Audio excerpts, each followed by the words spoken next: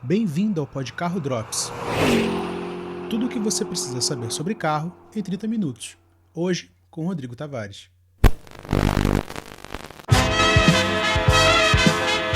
Vem aí o troféu Bronzina de Ouro 2021, a votação especial do Podcarro que elege o que é de bom e ruim no mundo automotivo deste ano. E você pode participar! Vote no formulário que está na descrição. Você tem até o dia 4 de dezembro para fazer isso. E a gente encontra você no dia 18, na entrega do troféu Bronzina de Ouro. Olá e sejam todos muito bem-vindos e bem-vindas ao Podcarro. Eu sou o Rodrigo. E no programa de hoje, como você já pode ouvir pela vinheta, se trata de mais um Podcarro Drops, o quadro do Podcarro onde a gente só tem 30 minutos para te dizer tudo aquilo que você precisa saber sobre carro. Então, é a nossa conversa, é o nosso papo sobre aqueles assuntos da questão mais filosófica, mais sensorial a respeito do automóvel. E como não poderia deixar de ser, hoje a gente tem um tema bastante interessante, um tema que não estava previsto, mas eu pensei, por que não trazer um negócio diferente? Então, antes da gente ir direto pro assunto, só aqueles recados básicos do início de cada programa. Se você está ouvindo a gente pelo YouTube, primeiro, muito obrigado. Segundo, não se esqueça de deixar um curtir, comente, passe a nossa palavra adiante e nos diga o que você está achando do programa. A gente está aqui para recolher a sua opinião, para a gente poder aprender a melhorar o nosso conteúdo, a sempre poder fazer um trabalho legal para você que está aí do outro lado. O Podcarro é feito da gente que faz e de você que escuta. Não esqueça de seguir o Podcarro nas redes sociais, Twitter, Instagram, Facebook. A gente sempre avisa quando saem os programas novos, principalmente no Twitter e no Instagram. No Twitter porque é onde acontecem as baboseiras do GPC, que é o Grupo Podcarro de Comunicação. Então tem sempre um bastidor, a gente avisa quando saem os programas, às vezes tem um teaser. E hoje, no dia 4 de dezembro, à meia-noite, será encerrada a votação do Troféu Bronzina de Ouro, que é a premiação de fim de ano do Podcarro, onde a gente sempre elege o que é de bom e ruim no mundo automotivo deste ano. Então, todo mundo que votou, muito obrigado. Se você ainda não votou, o link está aqui na descrição, vai lá, deixa a sua opinião, diz pra gente o que você acha que prestou ou não nesse ano. E no dia 18 de dezembro, sem falta, aqui no YouTube e também no Spotify ou no seu agregador de podcast favorito, a gente vai apresentar a terceira edição do Troféu Bronzina de Ouro. Né? Toda a equipe do GPC vai participar, a gente vai poder recolher todas as informações de todo mundo que participou, que ajudou, que fez esse ano de 2021 ser um dos melhores anos da história do Podcarro, tá certo? Então, minha gente, sem demora, vamos direto ao que interessa, o motivo pelo qual estamos aqui hoje, tá?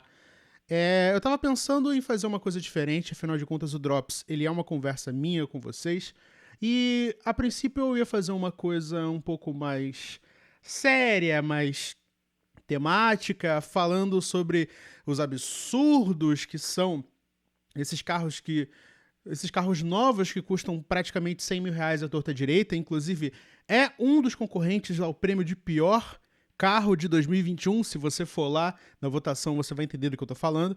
Mas eu acho que é interessante a gente trazer uma coisa mais light, mais leve, né? Final de ano, tá todo mundo muito estressado. E eu acabei de passar por esse tema e eu falei, nossa, isso é legal, por que não levar isso pro programa? Do que se trata, né? O que é o Comfort Car? O que é o carro que só de você bater o olho você tem aquela sensação de se sentir em casa? Primeiro, por que esse tema tá aqui hoje? Eu tava descendo a rua do Twitter, inclusive para você que não segue o @podcarro, pode me seguir também no @THERTLima, tá lá, Rodrigo Especial de Natal, sou eu.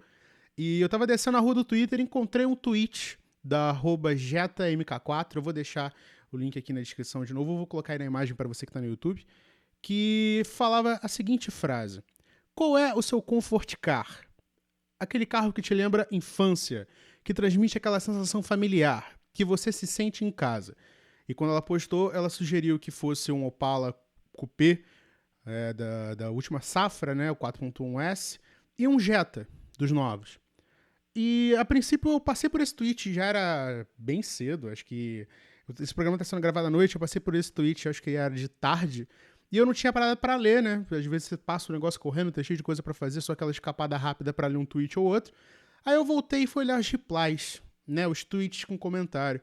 E a galera engajou e falando, a galera entrou numa onda de nostalgia gigante, falando dos carros que passaram pela vida deles durante a infância, né? O porquê que aquilo mexia com eles e as mais diferentes respostas você tem Zafira, você tem Palio, você tem Maréia, você tem Scenic, ou seja lá, todo tipo de sorte de veículo que passou pela história das pessoas. Eu pensei, por que não trazer isso para o programa?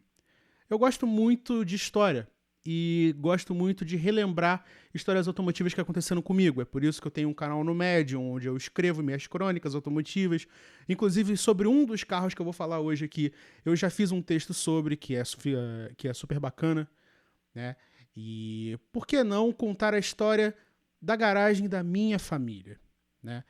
A minha história automotiva não começou no Golzinho 1200i, meu maravilhoso carro de uso diário, não começou no Monza, que tem o seu episódio no Drops também. Não, essa história automotiva começa muitos e muitos anos atrás, né? Já fiz uma breve referência sobre isso em Drops passados, sobre a garagem dos sonhos, mas hoje é uma viagem ao passado, né?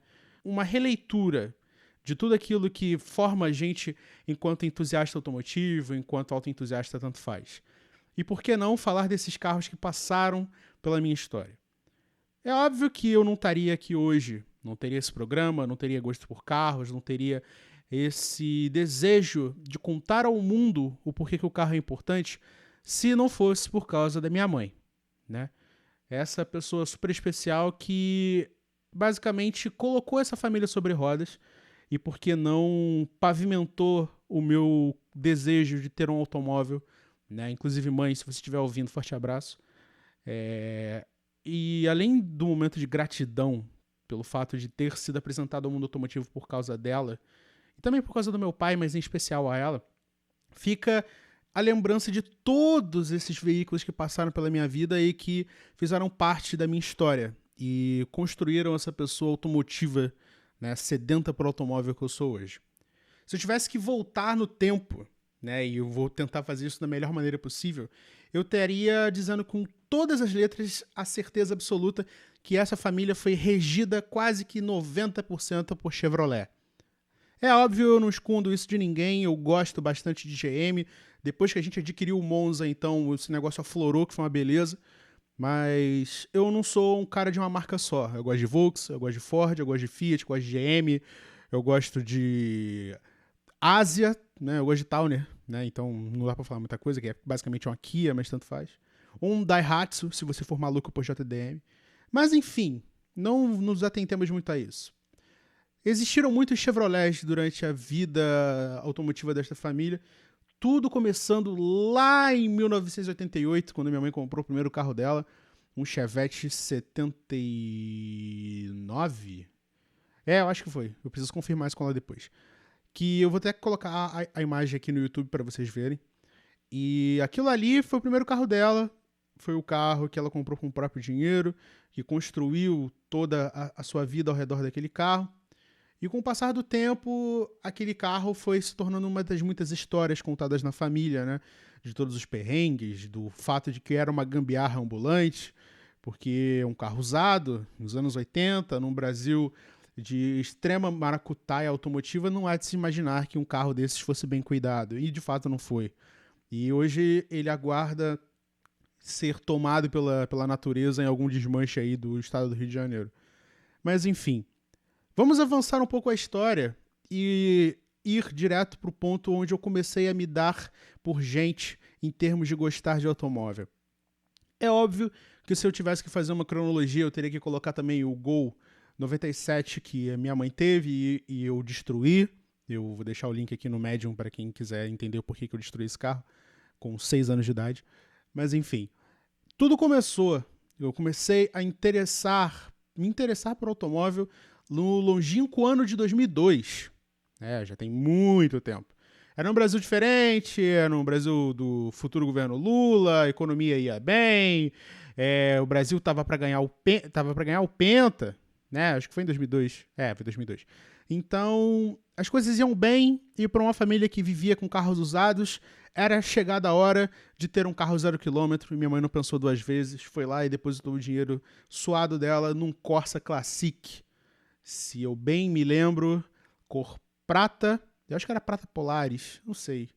Eu não guardo muito nomes de cores de fábrica, mas eu tenho quase certeza que era um Corsa Classic prata, 0 km, 1.0, triste demais aquela cavalaria, mas era o 1.0 mais potente da categoria na época e era completo, tinha ar, direção e, e por aí ficava, né? Não era tão completo assim, mas para quem mora no Rio de Janeiro sabe que um carro ter ar-condicionado é sensacional, então é quase um kit verão obrigatório, né? Para dentro do carro, não para o arrefecimento.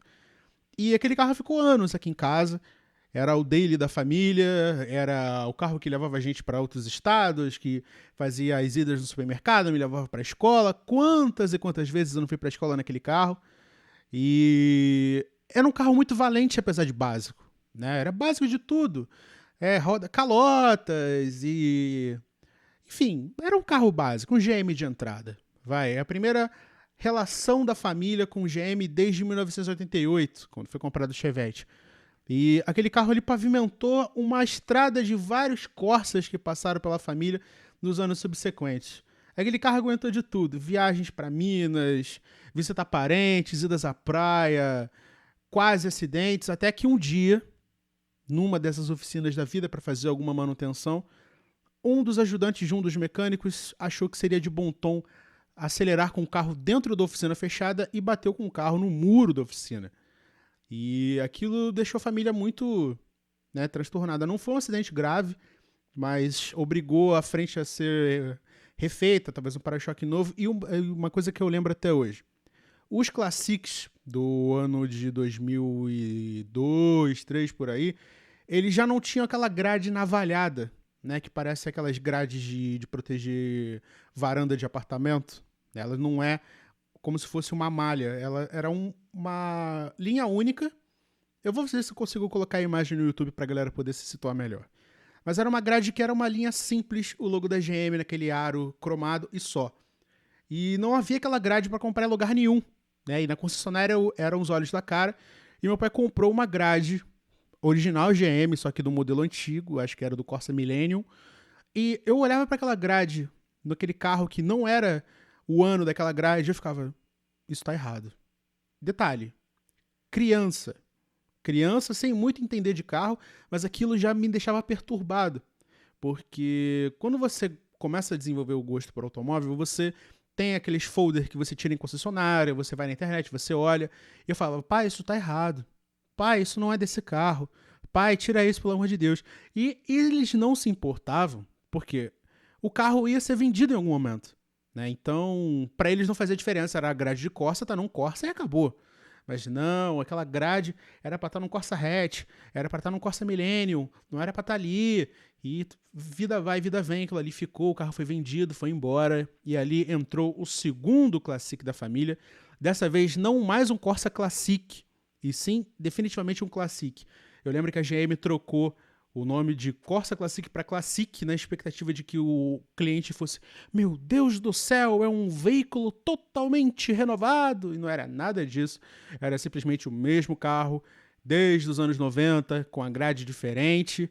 Agora acho que vinha com o emblema VHC, para você se sentir, uau, very high compression, bro, um negócio assim. Mas não era nada demais. Era 1.0. Acabou. Eu não sei se era flex. Eu acho que nessa época ainda não era, não. Todos os carros sempre foram gasolina. Era muito difícil você ver um Classic desses a álcool. Mais raro do que isso, o Classic automático, né? Eu acho que eu nunca vi na vida. Só vi por revista. Mas enfim. O segundo Classic era um Classic chumbo. E esse carro ficou só 6 meses com a gente.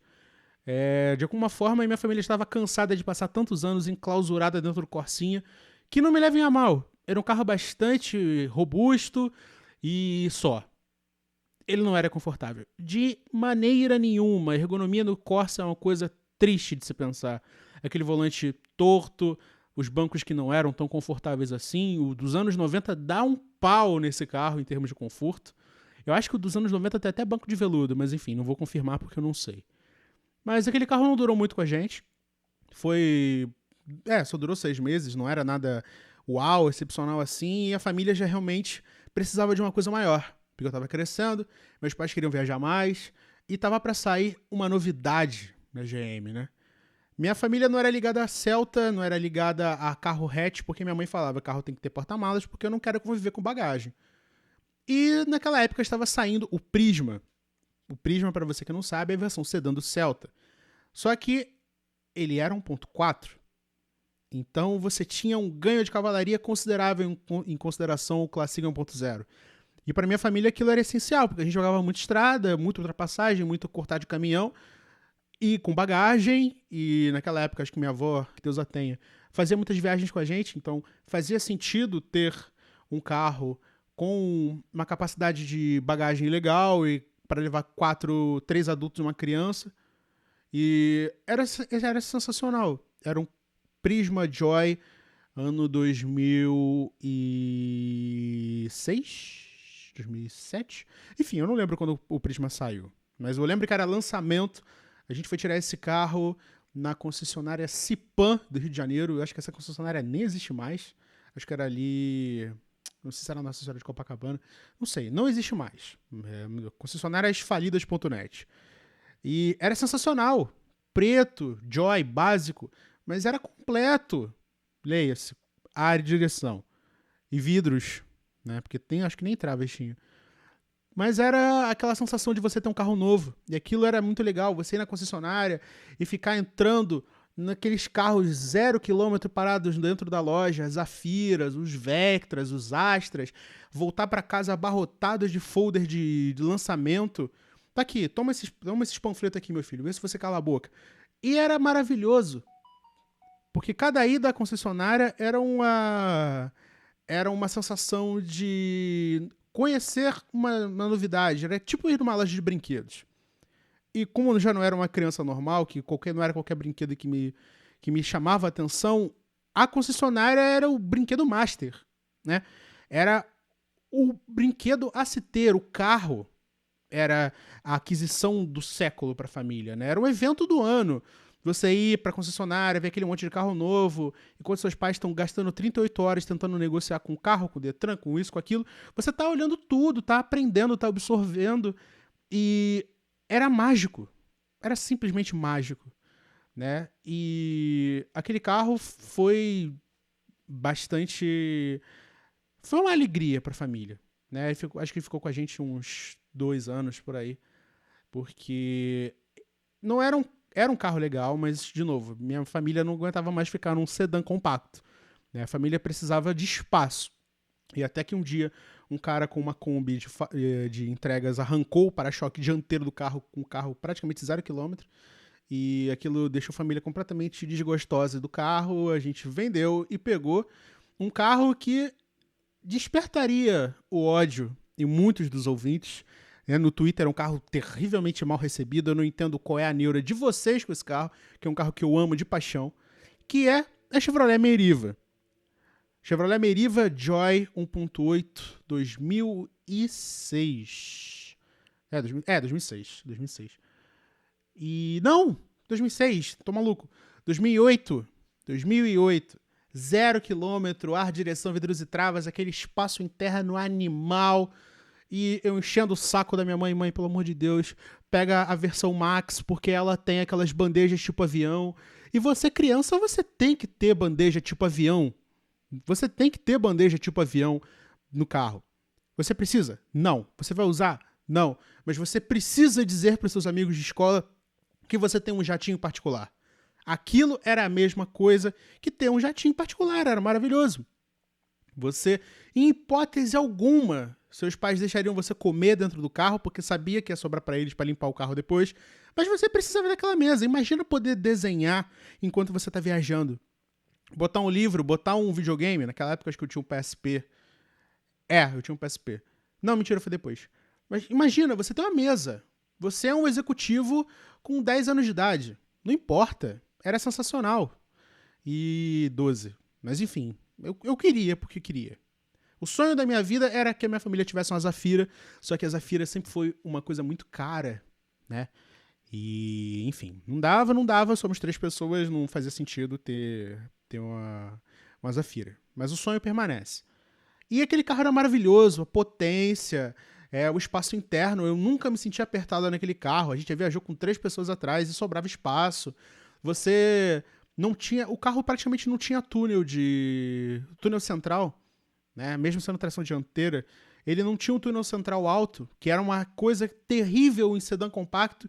É aquele túnel que divide o lado esquerdo e o lado direito, e você que está viajando no meio, que você que se exploda. Mas não, a Meriva era só espaço. E era sensacional. Subida de serra com bagagem? Esquece. Ah, tá indo pra praia? Tem espaço. Ah, não importa. Não importa qual fosse o seu problema, a Meriva estaria ali para você. Era básica? Era. Tinha calotas? Tinha. Era comprada por dentro? Era. E nunca deu problemas. Nunca deu problema algum. Era sensacional.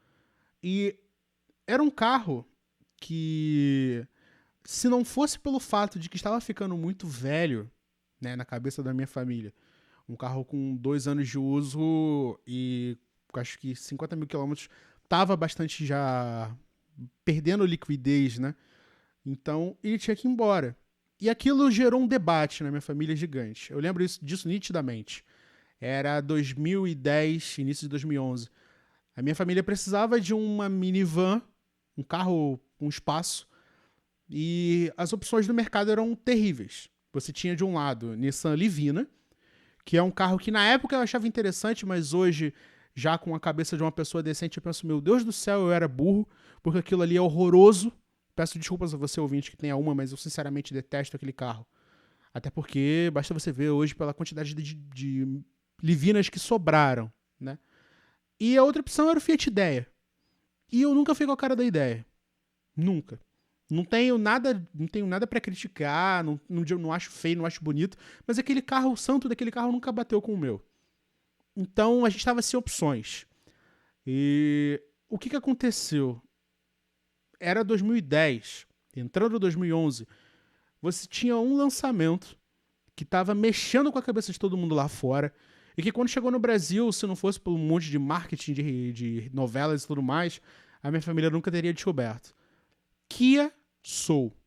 É um carro que provavelmente você não gosta, porque é um carro quadrado, que não tem inspiração de design quase nenhuma, é uma caixa de sapato recortada, mas para mim aquilo era o ápice da tecnologia.